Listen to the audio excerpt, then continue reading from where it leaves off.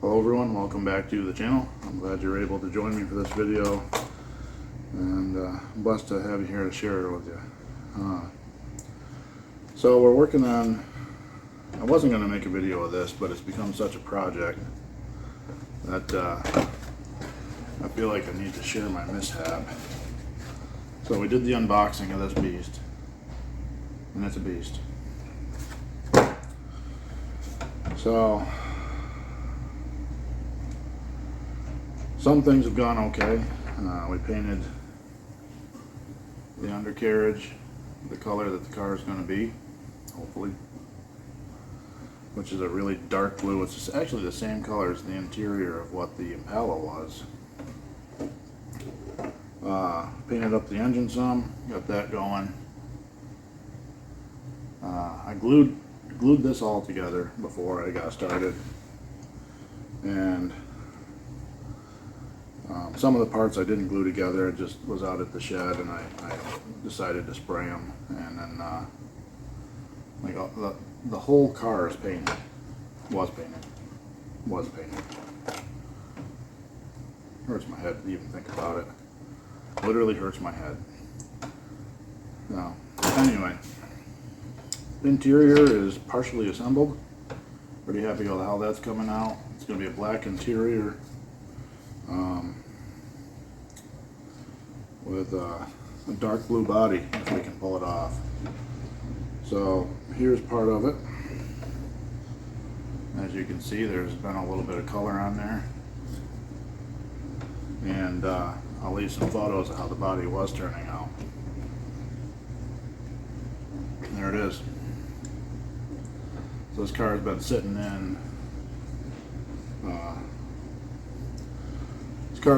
in rubbing alcohol for about a week, and I've been scrubbing it off as I go. I'm not really going to worry about the inside of it. It's all been sanded down with 1,000 grit sandpaper. So everything was going great.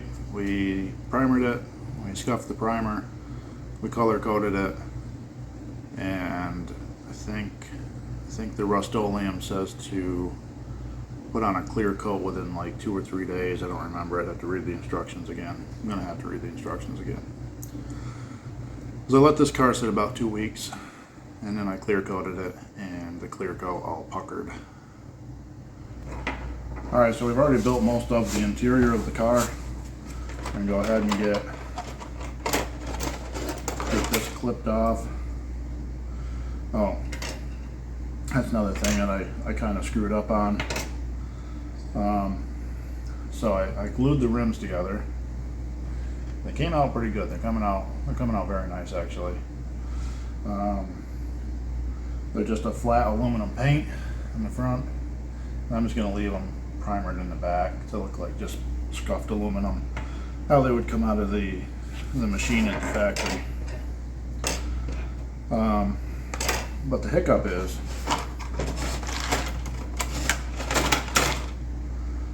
is, we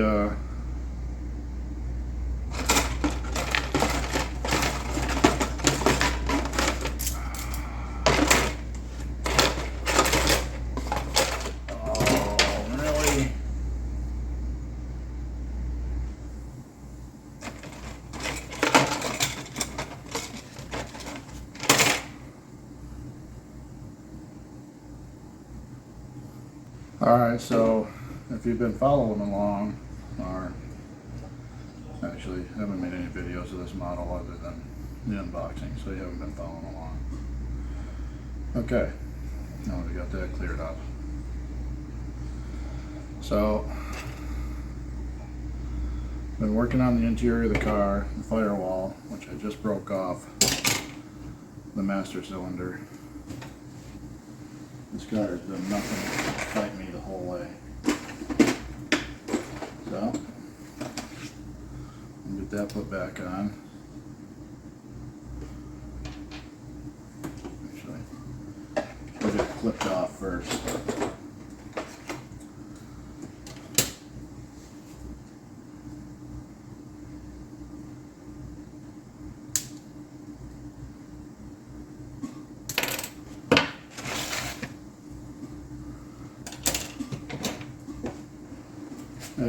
dealer mentioned to me that they like to hear me talk. They like to, I probably already mentioned that.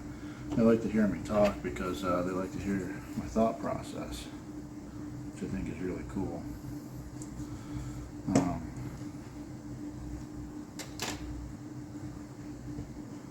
take my glasses off to see close up because I'm getting older. And my magnifying glass, the old lamp thing, is out to the shed. Which I have no idea why I brought it out to the shed, but I did. That's alright. That's alright. So, the firewall goes down in here, like this. It just kind of sits right in there. Push it down there a little bit. And just check the instructions and make sure I got that right. So one of the things I was mentioning to you when I restarted the video, because I wasn't sure you could hear me, I got the dishwasher running, is I painted up the rims. I painted them I painted them primer gray, and I leave primer gray on the back to sort of simulate that unfinished machined look. And they're flat aluminum on the front. They got a little bit of, it's like low shine aluminum, what do you call that? Semi-gloss. Let's take a gander at this instruction manual here. Yeah. So I wasn't going to do a video on this model, but like I told you in the introduction, when the car started to give me so much trouble, it sort of started to take a life out all on its own. So I decided that it needed to be showcased and expose its bad attitude. Unless I got a really exciting project coming up. So trying to keep myself on task with my current project so I can get through it. A friend of mine's been helping me out with some ideas on that project, and it's going to be, I'm going to build this car with a full storyline about the car and how the car became a project, why it's a project. I'm really excited about that build.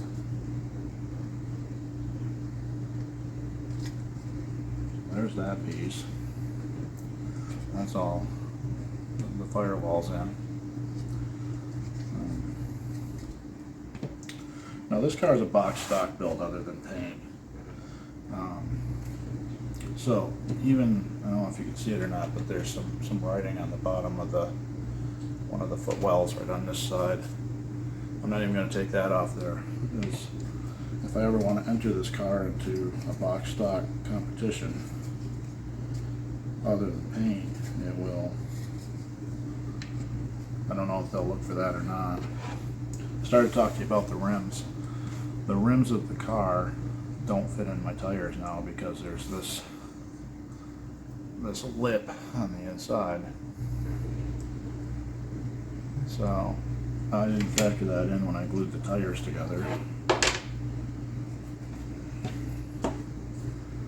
So now I got to try to get like in there with like a Dremel bit and get that sanded away so that I can get the rest of the tires put together. This car does come with windshield wipers, which is cool.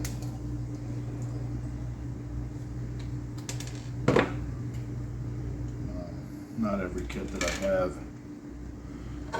comes with the windshield wipers. I think that's a long ways away up there.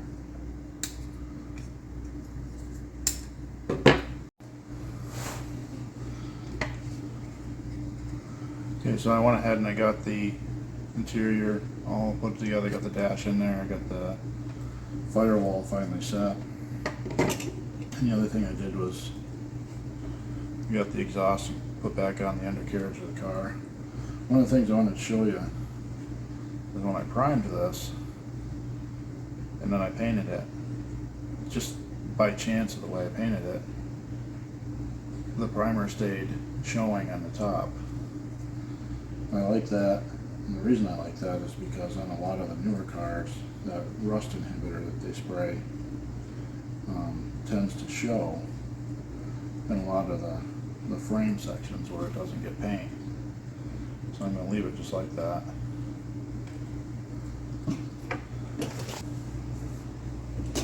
Okay, so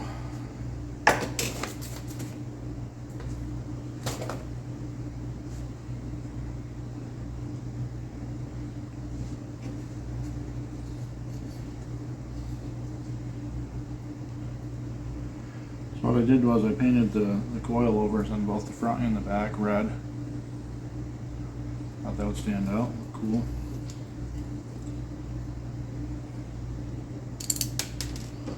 And clipped off everything, including the headers or manifolds, the drive shaft, because in order to put the drive shaft in, it looks like it wants the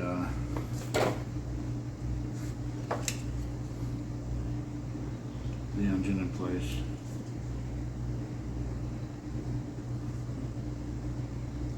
So the first thing I'll do for this segment of the video, I'll get these headers put on.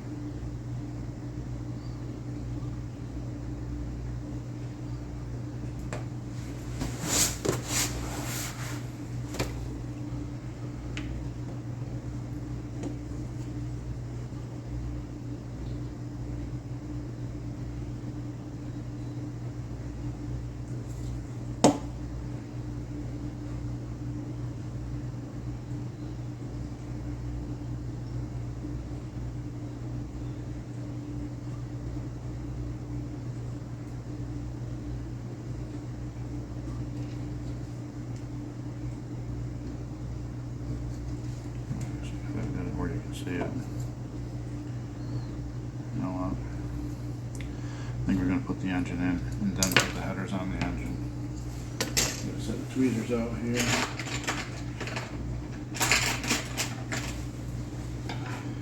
So, I'm going to glue up the spot where the engine goes.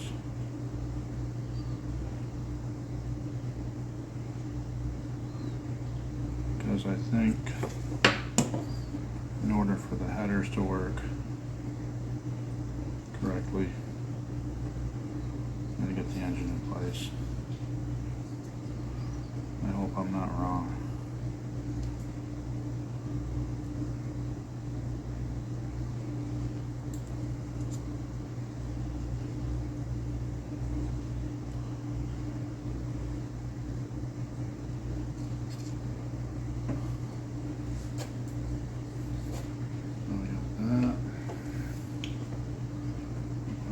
Glue on this header since we're already working with it.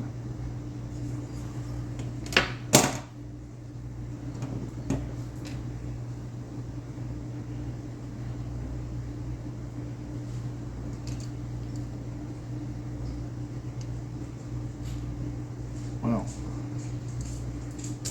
here's where I might have been wrong.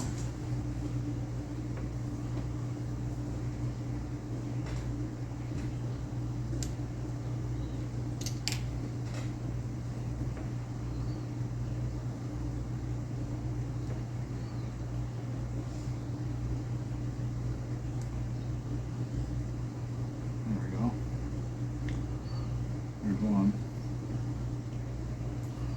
A little bit of glue down here on the point where the header or manifold hits the exhaust. And then we'll set that down right there. Okay. This one glued up just a little bit.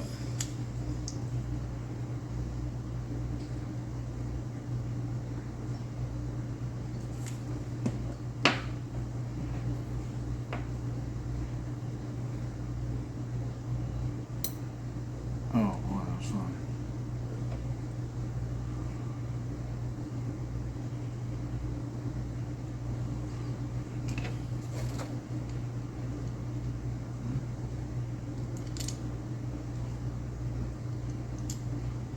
that in perfect too. And just, I don't know, must have been glue hooked to the tweezers. There we go.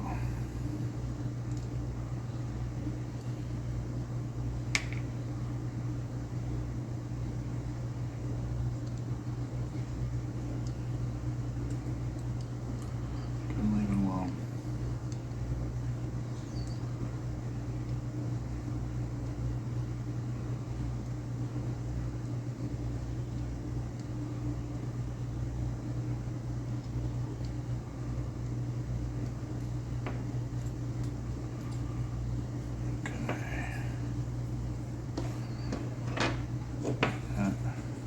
Spot glued to the junction point. Okay.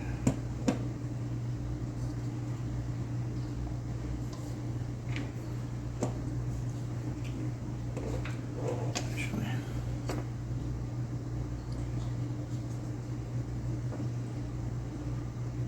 so these pitch back towards the back of the car in order to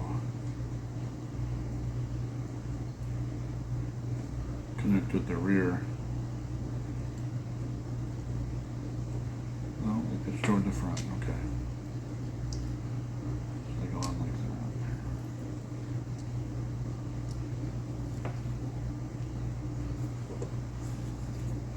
Go to the side glued.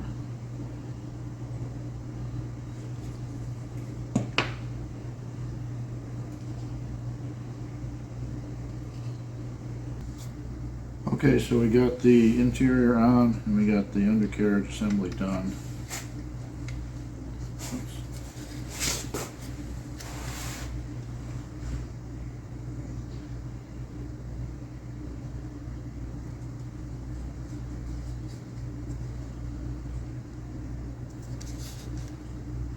Those front coils were not easy getting in there. I had to actually clip them down, trim them some.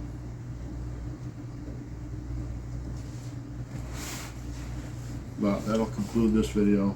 I'm glad you were able to follow along. Hopefully you stayed on to the end of the video. Appreciate it if you subscribe to the channel, give the video a thumbs up. If you have any comments, feel free to post them in the comments section below. And as I said in the beginning of the video, I'm really excited for one of our builds coming up. Until we see each other again, everybody out there be safe, everybody out there be blessed.